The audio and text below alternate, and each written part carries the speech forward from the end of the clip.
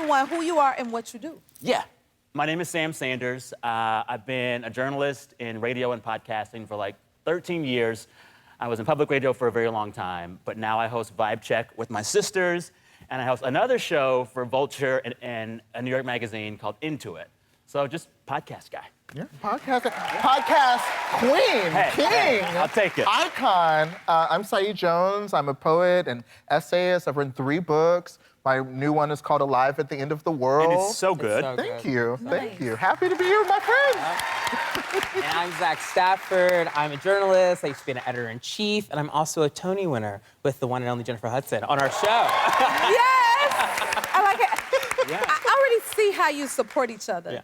It's amazing. That is the basis of what we do. Yeah. Got That's you. beautiful. Yeah. Tell me, how did you all become friends? So I met both of them through work connections, and I just said, you know what?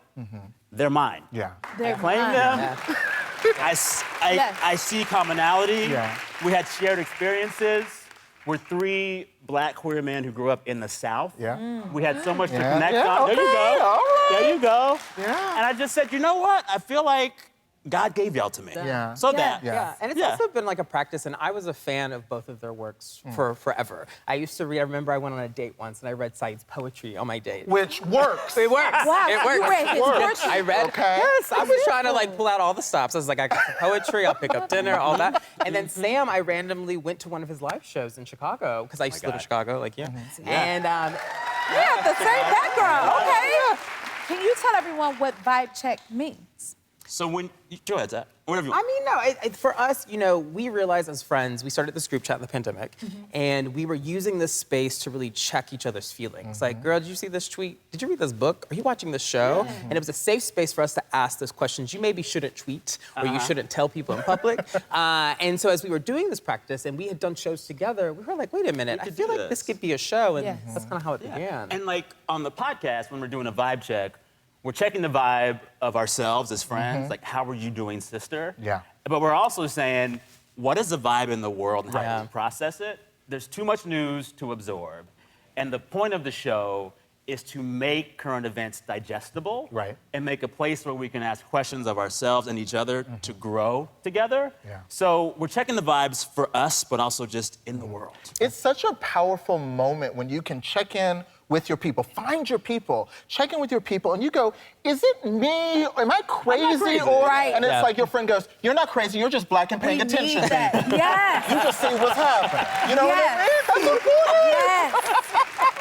It's not you. This is wild, you know? Because we have lived through, like if you think of just news and current events the last 6 or 7 years, how do you maintain concern for the world without having the world exhaust you? And so the goal of the show is that we can talk about all this stuff and not depress ourselves or exhaust ourselves, but you know. And know you're not alone. There you go. Okay, how can we keep our vibes right? So each your week on the advice? show, we end with a segment in which we recommend things to do, see, read, to Advice. keep your vibe right.